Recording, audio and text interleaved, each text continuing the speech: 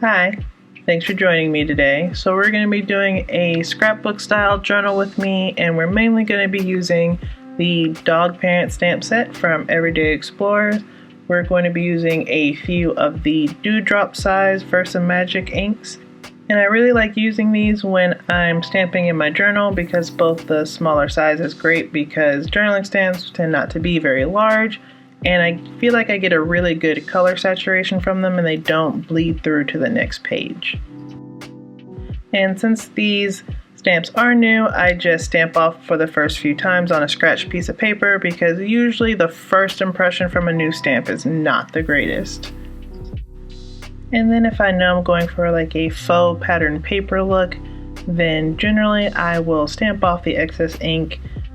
around the area where I know the picture is going to be, because I know most of it will be covered anyway, but just the edges of it will usually add an extra layer to give you some extra depth in it without adding too much bulk in your journal, because I would like it to sort of close sometimes.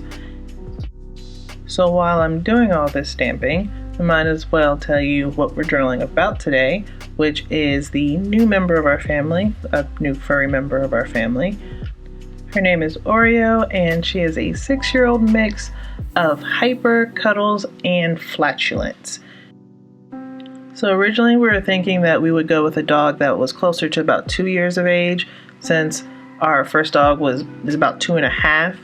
and that's what we thought we were getting, but some of the adoption pictures kind of got mixed up, and by the time they're like, oh no, this is not the description for this picture. We'd already met her and she was coming home. So we have a almost 3-year-old boy and a 6-year-old girl, and the 6-year-old girl runs circles around the 3-year-old boy in the backyard on a regular basis. So here we're using some of those icon images in the dog parent stamp set to kind of build out the pattern look in the faux pattern paper for this journal page. And generally just alternating colors with the same images will help contribute to that whole pattern paper look.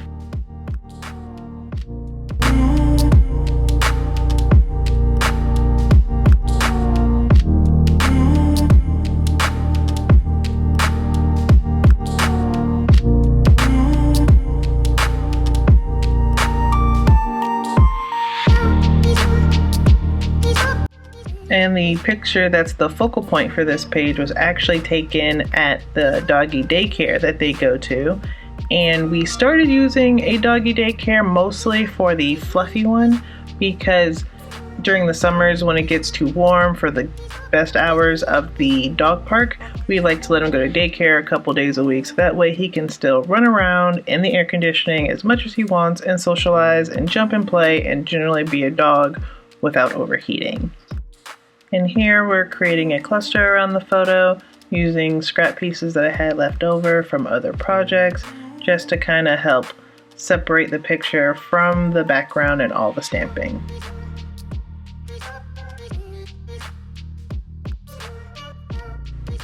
And generally I like to have some sort of label or title for the photo itself,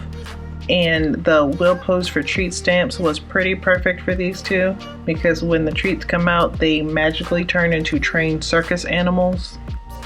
And if you're interested in the papers that a lot of these scraps originated from, I believe they mostly came from Pretty Happy Paperie on Etsy, and I'll leave a link in the description for that shop and for Everyday Explorers. I've been using products from both shops a lot in my journal this month, and I've really been enjoying them, so I'll make sure to share those links below.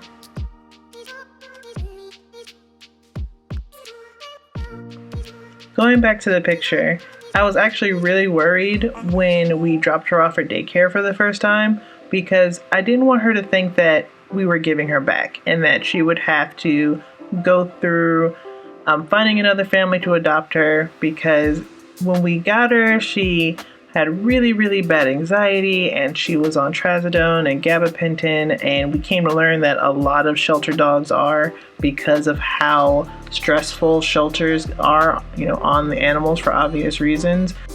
And one of the best parts about this particular daycare is that they do post pictures of the dogs playing throughout the day on their Facebook group. So when I was only mildly obsessively checking that group throughout the day, and then I saw this picture posted, it was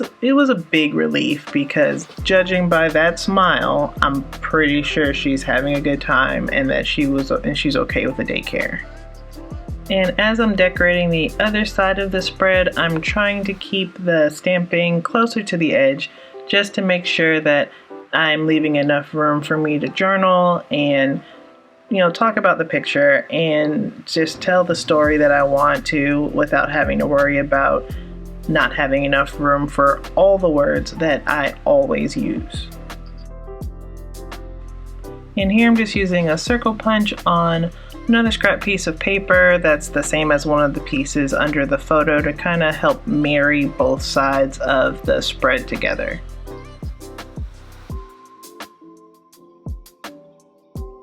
And this is about when I noticed that there is an even number of circles on the page, so I need to add one more because even numbers never really look balanced to me in my personal designs, so I usually try to stick to odd numbers.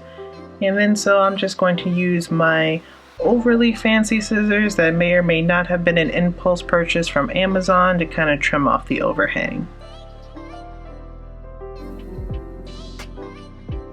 And now that we've done all the decorating, we can get to the most important part of a journal page, which is the actual journaling, the story that goes along with the picture. The lion's share of which I've already told you. So at this point, we just really need to put a date on the entry so I know when I am telling this story. And if you've made it this long with me, thank you so much, really. And if you have a furry